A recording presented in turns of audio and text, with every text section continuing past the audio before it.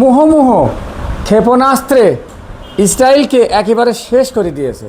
Israel একেবারে শেষের পথে হুতিদের আক্রমণে। ইয়েমেনের ইরানপন্থী হুতি বিদ্রোহীরা ইসরায়েলে ক্ষেপণাস্ত্র হামলা চালানোর দাবি করেছে। একই সঙ্গে তারা হুঁশিয়ারি দিয়েছে যে লোহিত সাগরে ইসরায়েল সংশ্লিষ্ট বাণিজ্যিক জাহাজগুলো আবারও তাদের আক্রমণের লক্ষ্যবস্তু হবে।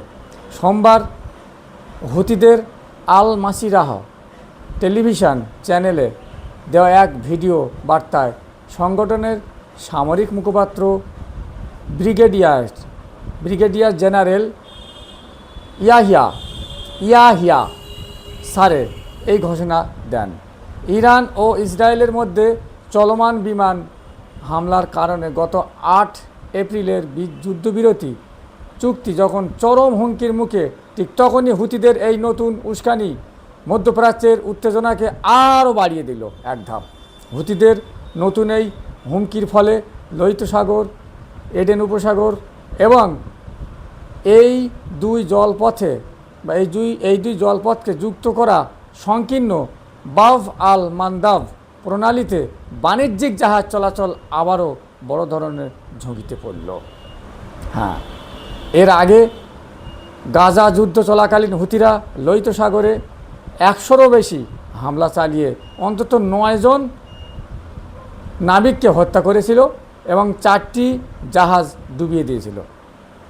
সেসব হামলার কারণে এই গুরুত্বপূর্ণ জলপথে বৈশ্বিক জাহাজ চলাচল স্থবির হয়ে পড়েছিল, যেখান দিয়ে যুদ্ধ শুরুর আগে প্রতি বছর প্রায় $1 ট্রিলিয়ন পণ্য আনা নেওয়া করা হতো। হুতিরা মূলত তাদের অভ্যন্তরীণ রাজনৈতিক কারণে এতদিন যুক্তরাষ্ট্র ও ইরানের মধ্যকার সংঘাত থেকে দূরে ছিল এবং ইয়েমেনকে পুনর্গঠনের লক্ষ্যে সৌদি আরবের সঙ্গে আলোচনাকে প্রাধান্য দিচ্ছিল। তবে চলমান উত্তেজনার মাঝে হুতিরা এবার ইসরায়েলের জাফা শহর লক্ষ্য করে ক্ষেপণাস্ত্র ছুড়ছে। ইয়েমেনের হুতি নেতৃত্ব, যা আনসার আল্লাহ নামেও পরিচিত, এক বিবৃতিতে জানিয়েছে, আমরা লোহিত সাগরে ইসরায়েলি শত্রুদের জন্য সামুদ্রিক নেভিগেশন সম্পূর্ণ এবং পরমভাবে নিষিদ্ধ ঘোষণা করছি। এই বিবৃতি প্রকাশের পর থেকে শত্রুপক্ষের যে কোনো চলাচল আমাদের সশস্ত্র বাহিনীর সামরিক লক্ষ্যবস্তু হিসেবে গণ্য হবে। তারা আরও স্পষ্ট করেছে যে কোনো আগ্রাসনের কঠোর জবাব দেওয়া হবে এবং তাদের এই সামরিক অভিযান প্রতিরোধ অক্ষের সঙ্গে সমন্বয় করে চালানো হচ্ছে। তবে ইরানের সর্বোচ্চ নেতা মোস্তফা খামেনির সামরিক উপদেষ্টা আলী আকবর বেলায়তি এর আগে সতর্ক করে বলেছিলেন যে আল মান্দাব প্রণালীর বর্তমান নিরাপত্তা দেখে শত্রুদের কোনো ভুল হিসাব করা উচিত হবে না, কারণ প্রতিরোধ যোদ্ধাদের 2টি জলপথই বন্ধ করার ক্ষমতা রয়েছে। হরমুজ প্রণালী ও আল মান্দাব প্রণালী প্রসঙ্গে বন্ধ হয়ে গেলে পূর্ব ও পশ্চিমের মধ্যেকার বৈশ্বিক নৌ বাণিজ্যিক যোগাযোগ সম্পূর্ণভাবে বিপর্যস্ত হয়ে পড়বে। অন্যদিকে ইরানি কর্মকর্তারা স্বীকার করেছেন যে ইসরায়েলি বিমান হামলায় ইরানের করুণ পেট্রোকেমিক্যাল কোম্পানির বিশেষ অর্থনৈতিক অঞ্চলে ক্ষয়ক্ষতি হয়েছে। তেহরান জানিয়েছে, এই হামলার কোনো হতাহতের ঘটনা না ঘটলেও ক্ষয়ক্ষতির পরিমাণ খতিয়ে দেখা হচ্ছে।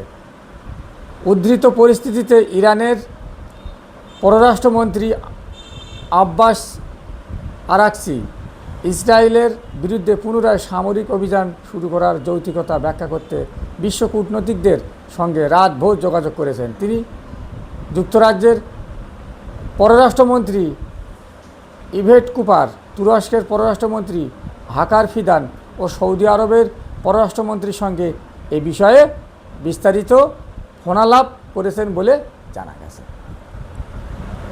তিনি আরও বলেন, ইসরায়েলের শাসনের দিন আস্তে আস্তে ফুরিয়ে আসতেছে।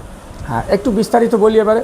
তেহরান তেল আবিবের মধ্যে চলমান তীব্র উত্তেজনা ও একের পর এক সামরিক সংঘাতের মধ্যে ইসরায়েলকে নিয়ে কঠোর হুঁশিয়ারি দিয়েছেন ইরানের সর্বোচ্চ নেতা মোস্তফা খামেনি। সোমবার এক বিবৃতিতে তিনি দাবি করেন, ভঙ্গুর জায়নবাদী শাসনের আর মাত্র কয়েকদিন বাকি আছে। মধ্যপ্রাচ্যে ইরান ও ইসরায়েলের মধ্যে চলমান রক্তক্ষয়ী সংঘাতের এক চরম সংকটময় মুহূর্ত। ইরানের সর্বোচ্চ নেতার পক্ষ থেকে এই মন্তব্য এলো। লেবাননের রাজধানী বৈরুতের দক্ষিণ শহরতলিতে ইসরায়েলি বিমান হামলার জবাবে রবিবার রাতে উত্তর ইসরায়েল অভিমুখে বেশ কয়েকটি ক্ষেপণাস্ত্র হামলা চালায় তেহরান। ইরানের এই ক্ষেপণাস্ত্র হামলার পরপরই পাল্টা জবাব দেয় তেল আবিব। ইসরায়েলি বাহিনী পশ্চিম ও মধ্য ইরানের বিভিন্ন সামরিক লক্ষ্যবস্তুতে জোরালো বিমান ও ক্ষেপণাস্ত্র হামলা চালায়। এই সময় রাজধানী তেহরান, ইস্পাহান এবং তাবরিজ সহ ইরানের বেশ কয়েকটি প্রধান শহরে বিকট বিস্ফোরণের শব্দ শোনা যায়। উভয় পক্ষের এই ব্যাপক হামলা ও পাল্টা হামলার কারণে মধ্যপ্রাচ্যে পূর্ণাঙ্গ যুদ্ধের আশঙ্কা তৈরি হয়েছে। এমন উত্তপ্ত পরিস্থিতির মধ্যেই মোস্তফা খামেনির এই হুঙ্কার ইসরায়েলের প্রতি ইরানের কঠোর অবস্থান এবং সংঘাত আরও দীর্ঘদিন হওয়ার ইঙ্গিত দিচ্ছে বলে মনে করছেন আন্তর্জাতিক রাজনীতিক বিশ্লেষকরা। কি বন্ধু, তাই তো?